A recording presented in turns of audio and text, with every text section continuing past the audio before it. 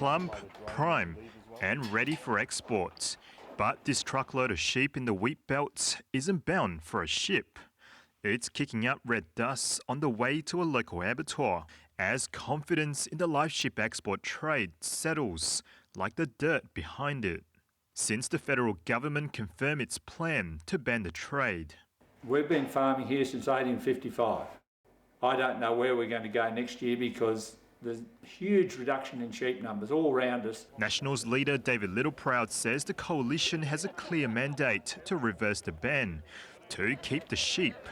But it can only do so if it wins the upcoming federal election. My first international trip will be to Kuwait, Qatar, Saudi Arabia, Jordan, to Morocco, to show them some respect, that we're an important part of their food security. Bullwinkel is a political wildcard.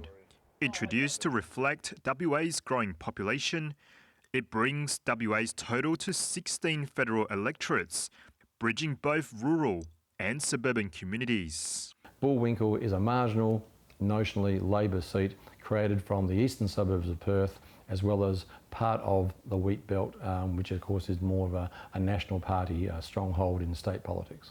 The coalition is banking on bush issues hurting Labor. But its biggest challenge is making rural issues resonate with suburban voters like shop owner Hussein Nasser. 4 kids and wife. The cost of living now it's higher. And that's where Labor wants to keep the focus. So I had to cut the staff down because of the customers stop spending enough money. So we still have the same customer, but they don't come as regular as before. But the government can't campaign on cost of living alone.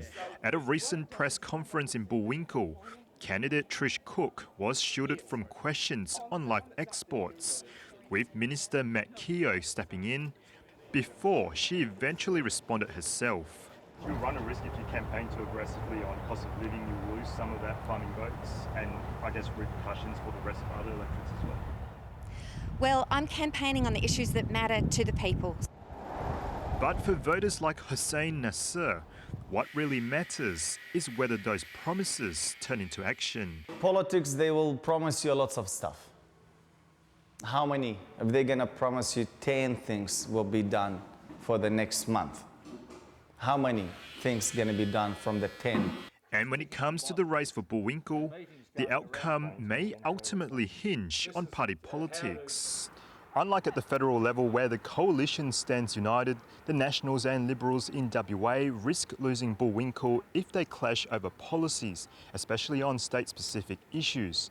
That gives Labor an opportunity to present itself as the stable and reliable option, especially in suburban communities where cost of living is front and centre for many households. In York, Christopher Tan, SBS World News.